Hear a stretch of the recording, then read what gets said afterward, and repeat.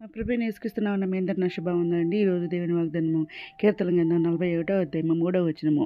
రోగశయ్య మీద యెహోవా వారిని ఆదరించును, రోగం కలగా నీవే వారిని స్వస్థపరచదువు అని మాకు దేవుడు చిన్న పరిశుద్ధాత్మడు అర్ధరాత్రి లేసి ప్రార్థన చేశాను. వయస్థుతులు చెల్లించి మరలా ప్రార్థన చేసి దేవుడు నుండి అప్పుడు దేవుడు ఈ వాగ్దానం చేయించారండి. వెంటనే స్టేటస్ పెట్టినాను చూడండి. ఇక్కడ అవునండి, దేవుడు మనల్ని కాపాడే దేవుడు అనమాట.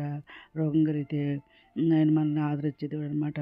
రోగం మరి ఒకసే మీద ఉన్నప్పుడు ఆదరించే దేవుడు, రోగం కలగా ఆయన్ని స్వస్థపరిచే దేవుడు మన దేవుడు అనమాట.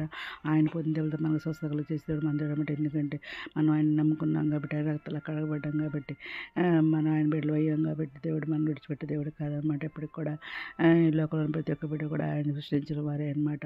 ఆయన సృష్టించిన బిడ్డలు అనమాట. మనం అందరం కూడా ఆయన మన తండ్రి, మనం ఆయన కుమారులు కుమార్తెలు అనమాట. అందుకని ఆయన మర్చిపోయిన దేవుడు అనమాట. శిలువ పైన ఆయన మరి ఆఖరి పొట్టు రక్తం అంతా కాచి మన కోసం ప్రాణం అందరూ పెట్టి తిరిగి లేచిన దేవుడు మన దేవుడు అనమాట. ఆయన మన కోసం ప్రాణం పెట్టాడు కాబట్టి మనం అనారోగ్యం నుండి చూడలేడనమాట. మనం బాధపడుతుంటే వదొచ్చే దేవుడు అనమాట. మన దుఃఖాన్ని నాట్యంగా వచ్చేదేవుడు అనమాట. మన దుఃఖం సమాత్తులు అంటున్నారు. ఇక్కడ ప్రతి భాషను ఎంత చేస్తారు అంటున్నారు అనమాట. మరి ఇంకా మనం ఉపాసపాత్రలు చేస్తున్నాం, దివారాత్రులు ప్రార్థన చేస్తున్నాం, అర్ధరాత్రులు ప్రార్థన చేస్తున్నాం, ఉదయకాల సాయంత్రం ప్రార్థన చేస్తున్నాం, స్తుతి యాగం చేస్తున్నాం, ధర్మశాస్త్రం ధ్యానిస్తున్నాం కాబట్టి దేవుడే మన పక్షాన ఉండి మనకు యుద్ధం చేసేదేడు, మన పక్షాన్ని యుద్ధం చేసేదేడు. అపవాది క్రియలు లయపరిచేది మన దేవుడు అనమాట. మన అందుకని యెహోవాను బట్టి మనం సంతోషించాలన్నమాట. అప్పుడు మన దేవాంశాలు తెచ్చేదేడు మన దేవుడు అనమాట. నేనైతే బైబిల్ మీద పూర్తిగా కూడా రాసేసానండి. దేవుని కృప వల్ల 3 సంవత్సరాలు పెట్టిందన్నమాట. ఇంకా రాత్రిపూట మనం ఇంకా ఉపవాసం ఉండి కూడా ప్రార్థన చేస్తున్నాం కాబట్టి దేవుడు మన మొర ఆలకించి దేవుడు ఆవతకాలం ఆయన మనం మొర పెట్టుకుంటున్నారు ఆయనకు వచ్చి, అప్పుడు ఆయన మనకు ఉత్తరం ఇస్తారంటున్నారు అనమాట.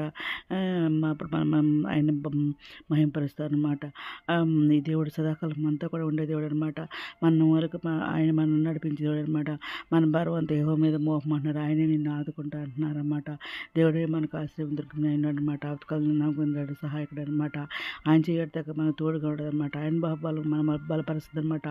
ఆయన వేసేస్తే ఆయన కృప మనకు తోడుగా ఉంటుంది అంటున్నారు. ఆయన నామం బట్టి మన కుప్పం ఇచ్చింపడుద్ది అంటున్నారు అనమాట.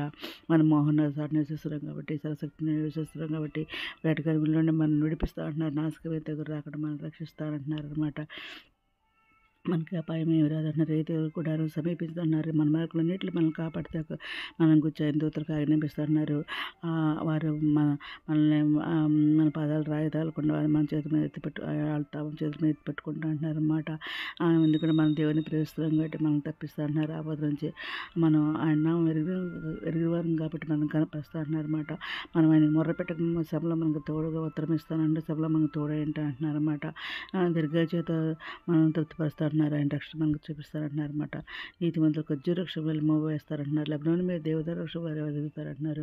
వారు ముసలి దండం ముందు ఇంకా సారం కలిగి పచ్చగా చిగురిస్తారని చెప్పేసి ఏదైనా మాట్లాడతారండి. ఎందుకంటే భయం దేవుడు మన పక్షంగా మన విరోధి గారు రోగశయ్య మీద యెహోవా మనల్ని ఆదరిస్తా అంటున్నారు. రొంగలుగా ఆయనే స్వస్థపరుస్తానని ఇదేనో వాగ్దానిస్తానండి. ఇదేనో వాగ్దానం అందరి జీవితంలో నెరవేరని కోరుకుంటే ఈరోజు మనం ప్రార్థన చేసుకుందామండి. మోహనద్ర సరసక్ మంద్ర ఘనమైన మనకి ఎలా చూస్తున్నాదండి. అది ప్రపంచంలో తగ్గబడిని పేరు జ్ఞాపం చేసుకోండి. ఆయన తక్కువ అసలు తట్టండి, అక్కడ తట్టుకుని కొరకలు తెచ్చండి. బిడ్డలు మంచి వీడి దయచేయాలి. నిరుద్యోగులు ఉద్యోగాలు తెచ్చండి.